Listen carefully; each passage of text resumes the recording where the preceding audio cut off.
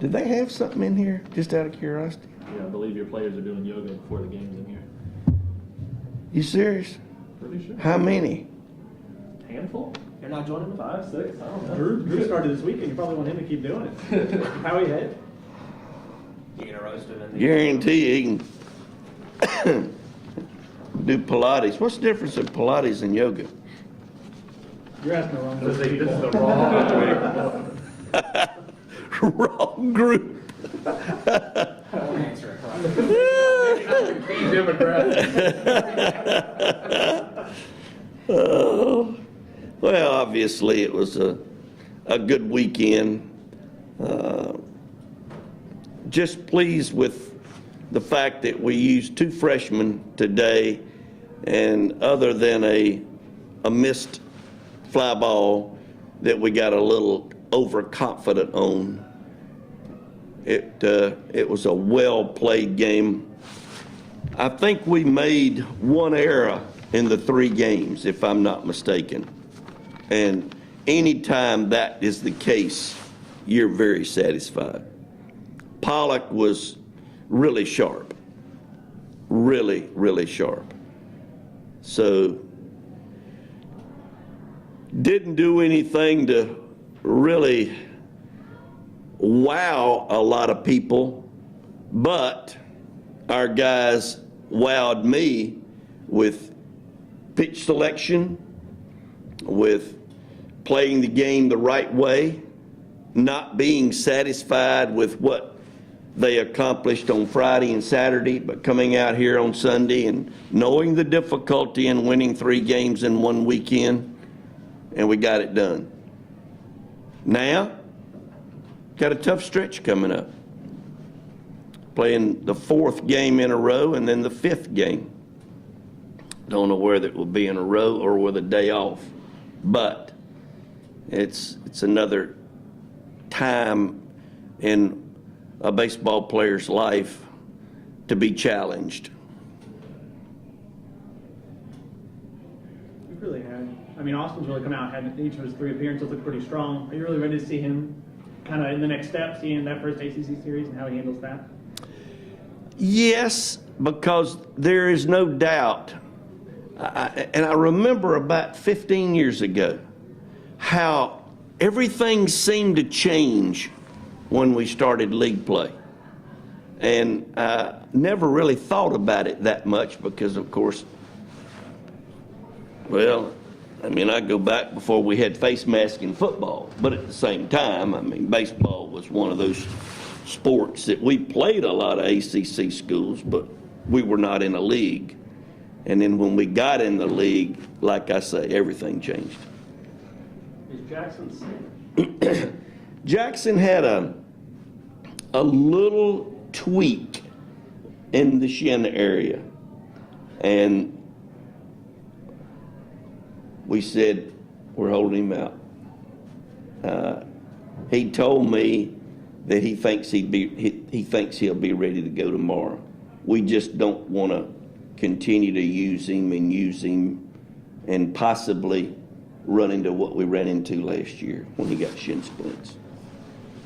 CJ hasn't, I mean, it was only, I think, his 2nd appearance, but a really strong one, especially in extended outing. Very impressive. He is a guy that has been looking for an opportunity. I hadn't looked at his numbers, but 3 innings, 1 hit with 7 Ks ain't too shabby.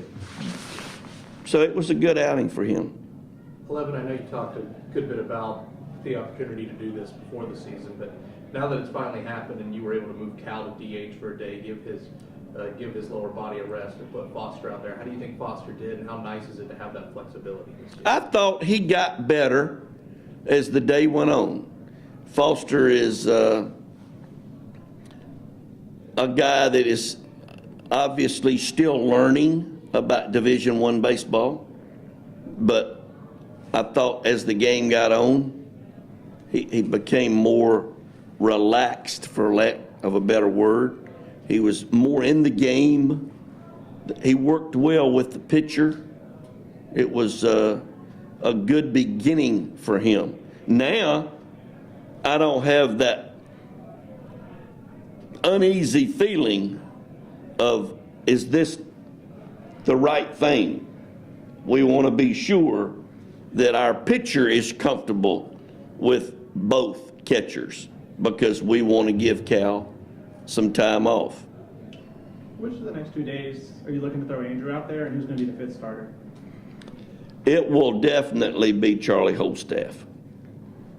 That's the only way I can say it.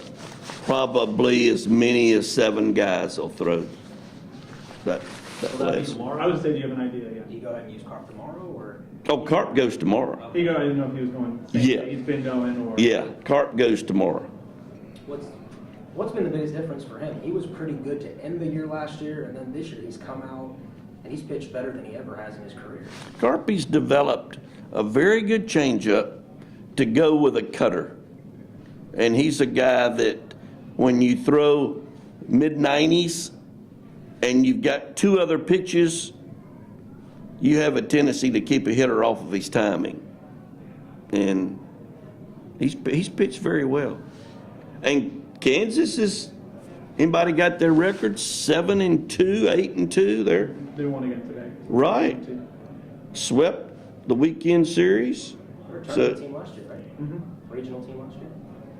Now that I don't know. think so. Did they get to a regional? No. Coach, you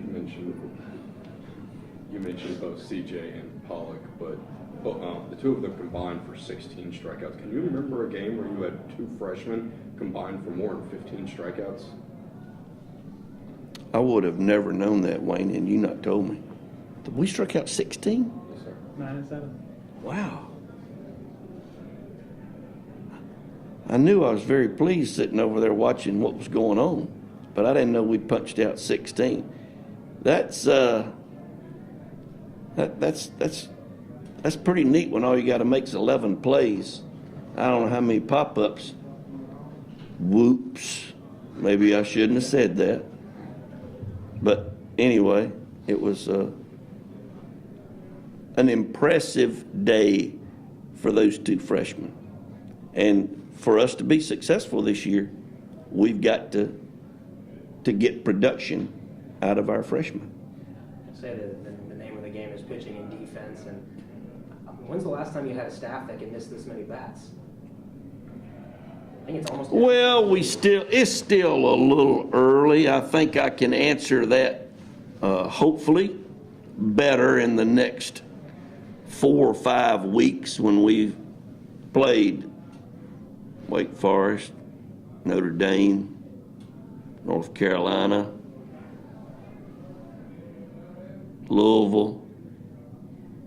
Oh, heck, my memory doesn't go past 5 weeks. But I'm telling you, Notre Dame got beat today, but they're very good. We know how good Wake Forest is. Off to a slow start for them, but you're playing on the road against a team that was just a couple of outs away from going to Omaha last year. So they got a lot going for them. Notre Dame, we were very fortunate to beat them in the ACC tournament. It'll be interesting to see what the future holds for our young men. Has Cooper been playing the outfield in practice? I know he was going to start at shortstop until Jackson got tweaked up. We looked at it about 3 different ways. And finally, we all decided that it was best just to go ahead and put him in left field. He played the outfield in high school until his senior year. And that made our infield remain the same. And we had one change. And he did an okay job out there. It's just unfortunate that he got a little overconfident. And that happens. But no, he has not worked in the outfield. Yeah, but I feel like you want that bat in the lineup. He's really kind of shown you something. Tell you what, he's been impressive. No doubt. He got 2 more today. And pretty good at-bats. He's hitting .571. With 5 walks. With how many? 5. That's, it's